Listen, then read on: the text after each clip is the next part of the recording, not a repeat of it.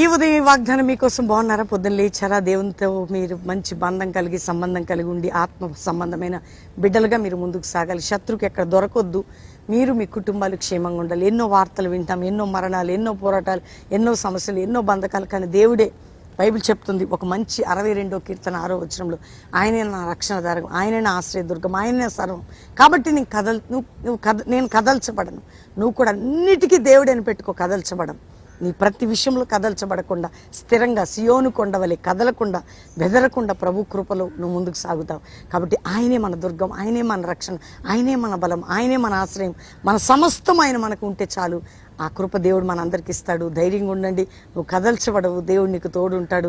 నీ మార్గాన్ని వర్ధల చేస్తాడు. తండ్రి, ప్రతి బిడ్డను రక్షించి కాపాడి భద్రపరిచి స్వస్థపరిచి విడుదలనిచ్చి కోర్టు కేసులు, మానసిక ఒత్తిళ్లు, రోగాలు, వ్యాధులు, నిందలు, గాయాలు, అవమానాలు, పోరాటాలు, నలుగురి నుంచి విడుదల కలుగునుగాక. మ్యారేజ్ డే, బర్త్డే బిడ్డలను బ్లెస్ చేస్తూ గొప్పవారు కావాలని యేసు నామములో అడుగుచున్నాం తండ్రి. Amen, amen. God bless you. Pastor Praveen official Insta follow అవ్వండి. ప్రేయర్ఫుల్గా ఉండండి. దేవుడు మిమ్మల్ని దీవించునుగాక. ప్రైజ్.